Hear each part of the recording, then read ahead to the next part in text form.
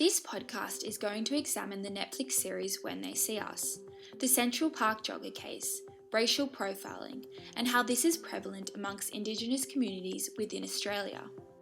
When They See Us is a drama series which examines the story of a group of men known as the Central Park Five: Raymond Santana, Kevin Richardson, Antron McRae, Yusuf Salim, and Corey Wise.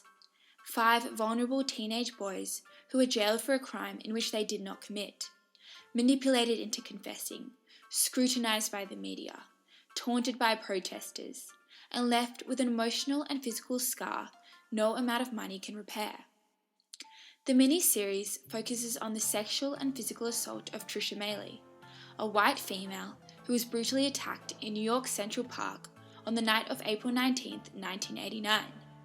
5 innocent Black and Hispanic teenagers who were in the park around the same time were taken in by authorities and interrogated. 4 out of 5 of them were minors. Whilst initially all 5 teenagers denied any involvement, after various hours of questioning, they confessed to the crime. Now you may be wondering why. Why on earth would you confess to a crime you did not commit?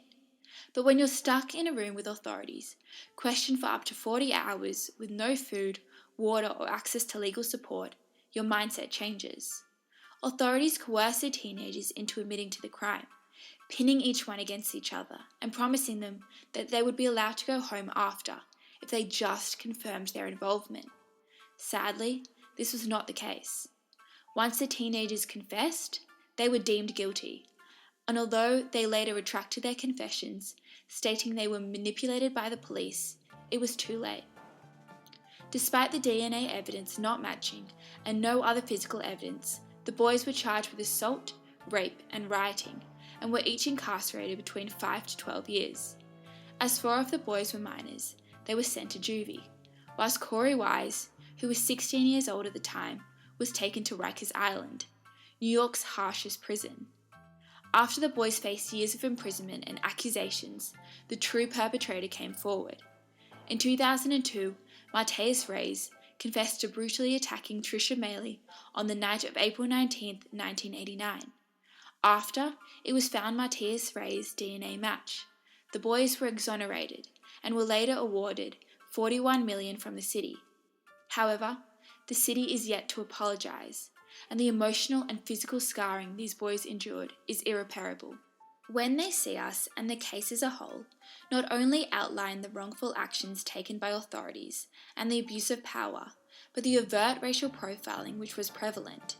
Linda Fairstein, the main prosecutor, wanted to solve the case, solve it fast, and found an innocent group of Black and Hispanic teenagers she could put the blame on. The show also conveyed the fear that these teenagers possessed of the police and other authoritarian figures, a fear which others cannot relate to. Allowing the Central Park Five to tell their story, it exposes police brutality, warped perceptions, and the importance of people in power taking responsibility for wrongdoings. Racial profiling is not only occurring within the US, but is prevalent amongst Indigenous communities within Australia. I spoke to Danielle Montgomery, a lecturer at the University of Technology Sydney, who specialises in Indigenous health and education. She shared her thoughts on the show When They See Us, and how this mirrors circumstances of Aboriginal and Torres Strait Islanders within Australia. Hi Danielle, I'm just going to ask you a few questions about the show When They See Us and your research into Indigenous communities within Australia. So firstly, I'd just like to ask you, what did you think about the show When They See Us, and what do you think the show highlights? Well, to be honest, when I first started watching it, I didn't get through it, so I only watched the first maybe 10-15 minutes, and then I couldn't keep watching it. It was just making me too upset and too angry. And then a few weeks later, I kind of came back to it and watched it in its entirety and the Oprah interview as well. And I just thought it really highlights people in positions of power pushing their own agenda, and it's something that we see a lot here in Aboriginal communities, where there's one key power player and they are they've got the power to push their own agenda at the expense of the individuals or the community as a whole. And hopefully by the general public seeing shows like this, they will become kind of more aware of what's happening in our own backyard. Okay, with that being said, I guess, what other parallels did you see within this show between the treatment of Black and Hispanic communities within the US and Indigenous communities within Australia? Well, I guess racial profiling was a pretty obvious one. If you look at the stats of Aboriginal and Torres Strait Islander people that are incarcerated at the moment, they're extremely high, and if you dig a bit deeper and look at the crimes that they've committed, you'll find that the majority of them are quite petty, and that sometimes the people incarcerated are quite young.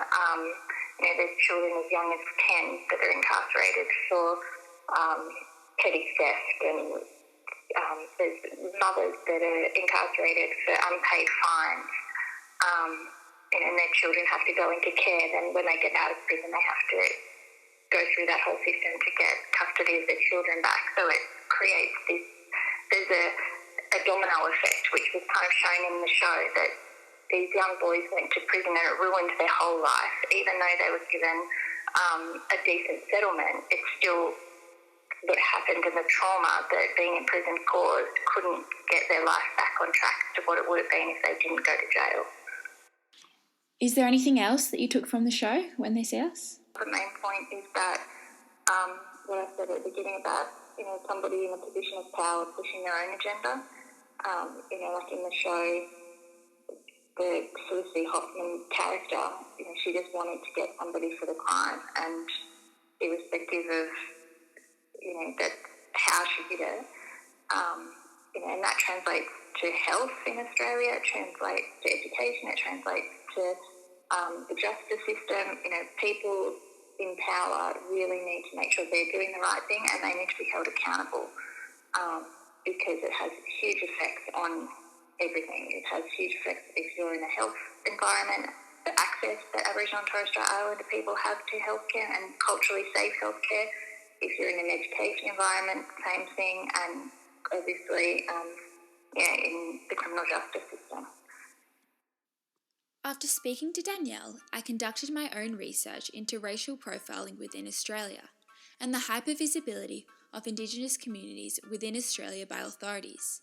I found New South Wales police data, which revealed that despite Indigenous Australians making up only 5.6% of youth within New South Wales, more than half of the children on the Suspect Target Management Program were referenced as Aboriginal, with children as young as 9 being listed on the STMP.